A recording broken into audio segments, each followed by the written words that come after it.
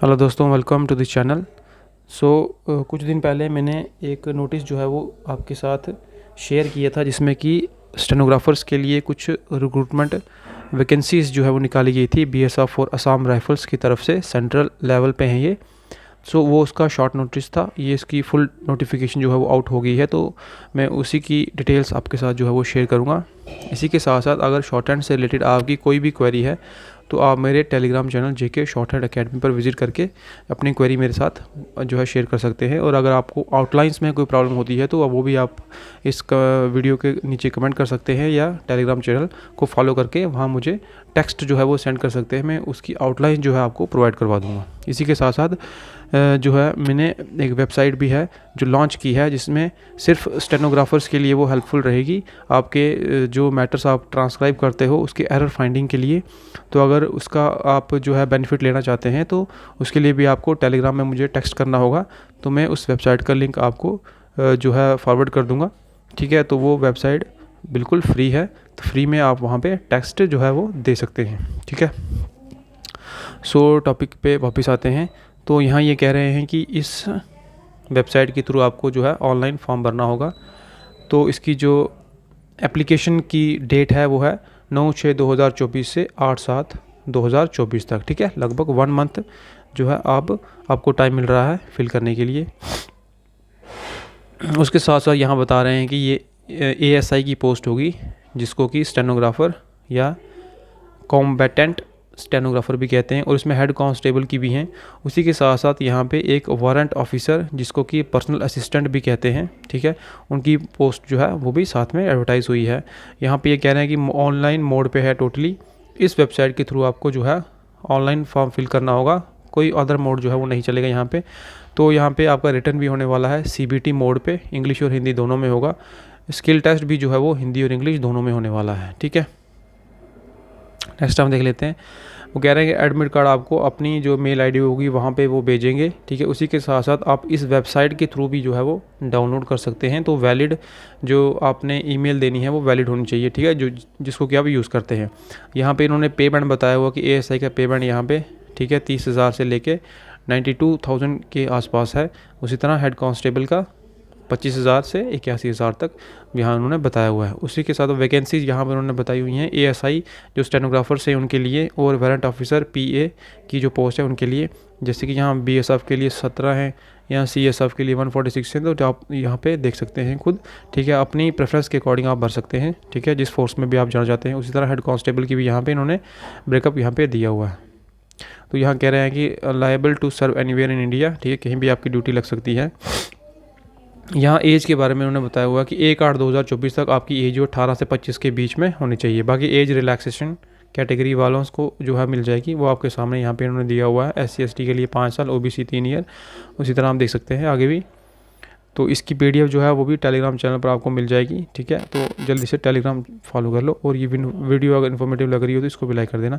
साथ में essential educational qualification की बात करें तो 1/8 तक आपकी जो है वो 10+2 होनी चाहिए। ठीक है, तो बेसिक यहाँ पे इन्होंने 10+2 ही रखी हुई है। ठीक है, तो उसके बाद इन्होंने कहा हुआ है कि इसके बारे में आपको आगे बताता हूँ कि कौन कौन से यहाँ पे टेस्ट होंगे, क्या क्राइटेरिया रहेगा, मोड ऑफ सिलेक्शन क्या रहेगा। ठीक है, यहाँ इन्होंने फ़ीस के बारे में बताया हुआ कि 100 रुपीज़ की आपकी जो है फ़ीस रहने वाली है। उसके बाद वुमेन कैंडिडेट होंगे, अगर SC/ST के हैं या एक्स सर्विसमैन हैं तो उनके लिए कोई फ़ीस यहाँ पे इन्होंने नहीं रखी है। सेंटर ऑफ एग्जामिनेशन इन्होंने बताया कि जम्मू और कश्मीर दोनों में है। ठीक है, तो आप जम्मू या कश्मीर वाले भर सकते हैं, वो आपकी जो है वो डिस्ट्रिक्ट में ही आ जाएगा। ठीक है, उसके साथ यहाँ पे स्कीम ऑफ एग्जामिनेशन की बात करें तो यहाँ पे है मेन हमारा काम। सबसे पहले ये कह रहे हैं कि फिजिकल स्टैंडर्ड टेस्ट और फिजिकल एफिशिएंसी टेस्ट की जो बात कर रहे हैं, फिजिकल एफिशिएंसी में आ जाएगा रनिंग वगैरह। ठीक है, उसके बाद फिजिकल स्टैंडर्ड्स मतलब जैसे चेस्ट वेस्ट आपकी हाइट वगैरह चेक करते हैं, तो वो ये फर्स्ट फेज़ में आएगा। उसके सेकेंड फेज़ में आपका CBT होगा। ठीक है, आगे इसका सिलेबस और इसका जो पैटर्न है वो भी दिया हुआ है, वो भी मैं आपके साथ शेयर करूँगा। और थर्ड फेज़ में आपका आएगा स्किल टेस्ट। जो फर्स्ट और सेकेंड फेज़ जो क्लियर करेंगे उसी का नंबर जो है वो थर्ड फेज़ में आएगा। थर्ड फेज़ में स्किल टेस्ट होगा, डॉक्यूमेंट वेरिफिकेशन होगी और मेडिकल वगैरह होगा। ठीक है, तो यहाँ नेक्स्ट हमारा फिजिकल स्टैंडर्ड्स, जैसे कि मैं आपको बताया था कि चेस्ट वेस्ट हाइट आपकी यहाँ पे देखेंगे। ठीक है, यहाँ पे मेल्स के लिए अलग है, फीमेल्स के लिए अलग है। तो आप अपना अपना क्राइटेरिया देख सकते हैं। उसके बाद PET एफिशिएंसी, ठीक है, आपकी एफिशिएंसी चेक करेंगे। तो मेल्स के लिए 1.6 किलोमीटर होनी चाहिए 6 मिनट्स में, और फीमेल्स के लिए 800 इन 4 मिनट्स एंड 45 सेकंड्स। तो यहाँ उन्होंने बताया कि PST और PET सिर्फ ये क्वालिफाइंग आपको करना है, इससे कोई मार्क्स आपको नहीं मिलेंगे। नेक्स्ट हमारा CBT जो मोड है, ठीक है, CBT टेस्ट, वो सेकंड फेज़ का आ चुका है। तो इसमें इन्होंने बताया हुआ है कि 1 घंटा और 40 मिनट्स का आपका जो है वो पेपर रहने वाला है। बाकी सब्जेक्ट्स आपके सामने हैं, ठीक है, ये सारे सब्जेक्ट्स और उनके मैक्सिमम मार्क जो है आपके सामने हैं, आप चेक कर सकते हैं, ठीक है। यहाँ पे इन्होंने बताया क्वेश्चन हिंदी और इंग्लिश दोनों में सेट होगा, ठीक है। तो CBT का जो लेवल है वो इंटरमीडिएट यहाँ पे रहने वाला है। इन्होंने सिलेबस भी बताया हुआ है CBT के लिए, जैसे इंग्लिश के लिए ये सिलेबस बताया है इन्होंने, ठीक है। और जनरल इंटेलिजेंस के लिए न्यूमेरिकल एप्टीट्यूड, क्लरिकल एप्टीट्यूड और कंप्यूटर नॉलेज, ठीक है, ये सब उन्होंने यहाँ पे बताया हुआ है, आप इसके अकॉर्डिंग चेक कर सकते हैं, ठीक है। इसकी PDF मैं आपको अवेलेबल करवा दूँगा, ठीक है। स्किल का जो हमारा मेन प्रोसेस है स्किल का, ठीक है, तो थर्ड फेज़ में हमारा स्किल आएगा। तो स्किल में उन्होंने बताया हुआ कि डिक्टेशन आपको दी जाएगी 10 मिनट की, ठीक है, विद अ स्पीड ऑफ 80 की। उसके बाद 50 मिनट का आपको जो है ट्रांसक्राइब करने के लिए टाइम दिया जाएगा, और 65 मिनट्स दिए जाएंगे हिंदी में, ठीक है। उसके बाद यहाँ अगर जो HC head constable ministry staff के लिए बढ़ रहे हैं, तो उसमें 35 वर्ड्स पर मिनट की जो आपकी स्पीड होने वाली है, तो हिंदी वालों के लिए आपको 30 चाहिए होगी स्पीड, ठीक है।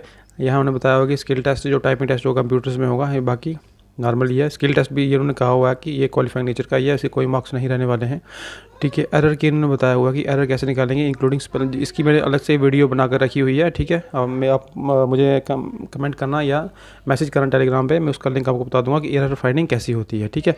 यहाँ उन्होंने बताया हुआ कि 5% की आपकी जो है वो एरर जो रहने वाला है, जो 5% से एरर कम निकालेंगे वो क्वालिफाई कर जाएंगे, ठीक है। तो 40 मिस्टेक आप मान के चलो, 800 का पैरा होगा और 40 मिस्टेक आपको जो है वो इस आप मिलने वाली हैं, ठीक है। 40 से ऊपर करोगे तो आप फेल हो जाओगे, 40 से नीचे रहेंगी या 40 भी रहेंगी तो आप क्वालिफाई कर जाओगे, ठीक है। तो ये तो मुझे लग रहा है इतना ही था, मेन पॉइंट्स मैंने आपके साथ डिस्कस कर लिए हैं, ठीक है। तो मोड ऑफ सिलेक्शन मैंने आपको बता ही दिया है कि पहले PST PET होगा, फिर CBT मोड होगा, फिर स्किल होगा, उसके बाद आपका डॉक्यूमेंट वेरिफिकेशन और मेडिकल यहाँ पे रहने वाला है, ठीक है। तो CBT में उन्होंने कहा हुआ है कि क्वालिफाई करने के लिए आपको जो दी हुई कैटेगरीज, ठीक है, ओपन EWS OBC के लिए 45%, SC ST के लिए 40% आपके होने चाहिए, तो आप क्वालिफाई कर सकते हो, ठीक है। तो ये कुछ इंपॉर्टेंट अपडेट थी आपके लिए। आई होप कि वीडियो इन्फॉर्मेटिव लगी होगी। Thank you and have a nice day.